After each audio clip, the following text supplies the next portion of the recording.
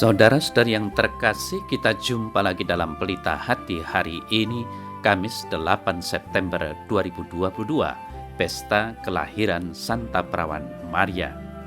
Bersama saya Romo Thomas Suratno, SC dari Paroki Cilandak, Jakarta Selatan, mendengar dan merenungkan sabda Tuhan, yakni firman Tuhan yang tersurat dalam Injil Matius, bab atau pasal 1, ayat 1 sampai dengan ayat 16, dan ayat 18 sampai dengan ayat 23.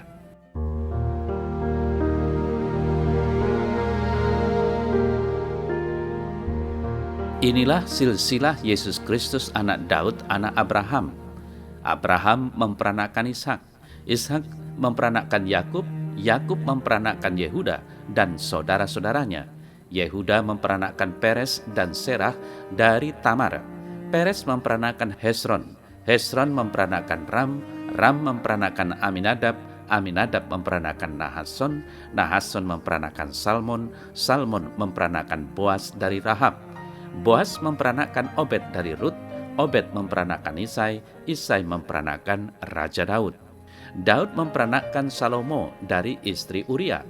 Salomo memperanakkan Rehabiam, Rehabiam memperanakkan Abia, Abia memperanakkan Asa, Asa memperanakkan Yosafat, Yosafat memperanakkan Yoram, Yoram memperanakkan Uzia, Uzia memperanakkan Yotam, Yotam memperanakkan Ahas, Ahas memperanakkan Hizkia, Hizkia memperanakkan Manase, Manase memperanakkan Amon, Amon memperanakkan Yosia, Yosia memperanakkan Yekonya dan saudara-saudaranya pada waktu pembuangan ke Babel.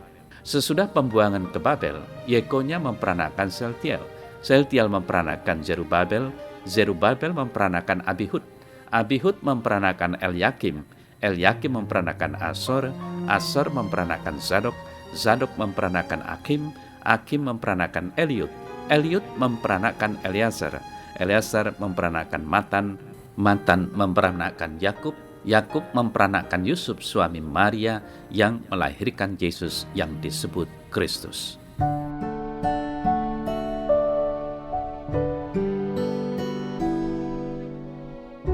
Saudara-saudari yang terkasih, pada hari ini seluruh gereja merayakan pesta kelahiran Santa Perawan Maria.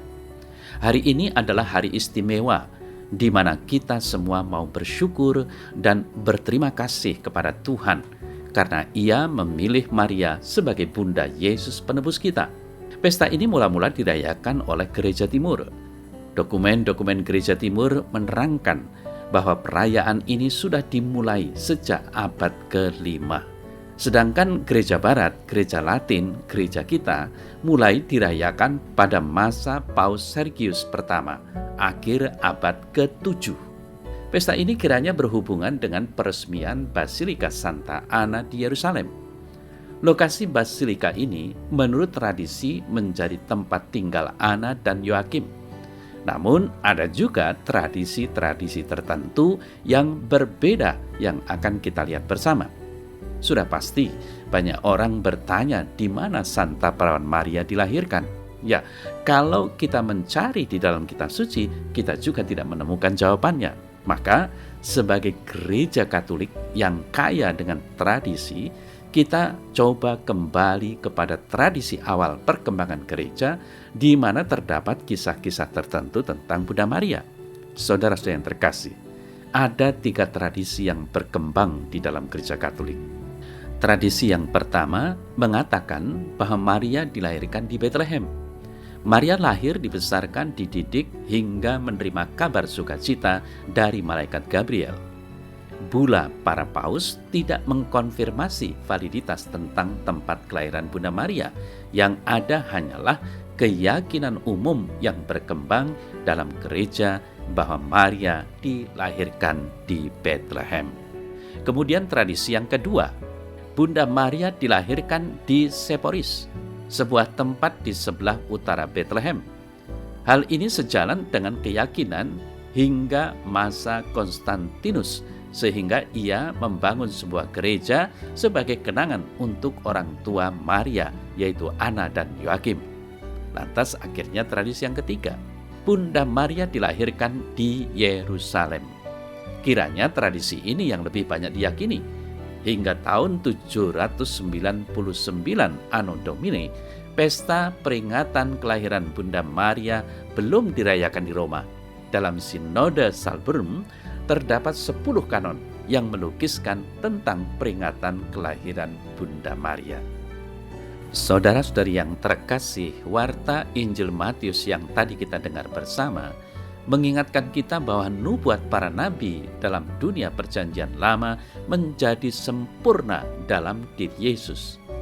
Dia adalah keturunan Daud, seperti yang tadi ditegaskan dalam Injil.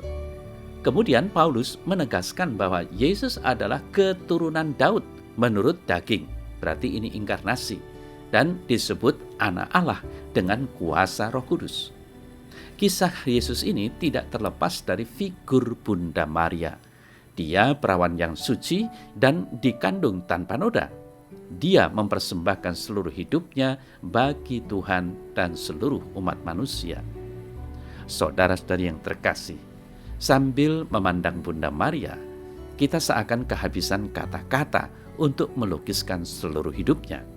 Nah, Paus Yohanes Paulus II yang sekarang sudah menjadi seorang santo, menjadi seorang kudus, ketika terpilih menjadi paus, ia memiliki moto kepausan Totus Tuus Maria, artinya segalanya milik Maria.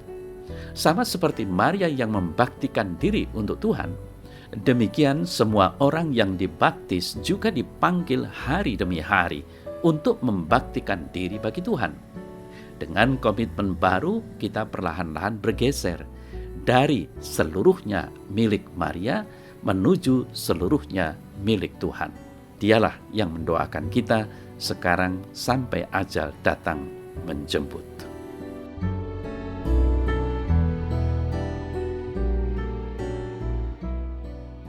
Dalam nama Bapa dan Putra dan Roh Kudus. Amin. Ya Tuhan, terima kasih karena Engkau memberi kami Maria sebagai model kekudusan atau kesucian hidup. Semoga kami dapat meneladani hidupnya. Amin. Semoga Allah yang Maha Kuasa memberkati saudara dalam nama Bapa dan Putra dan Roh Kudus. Amin.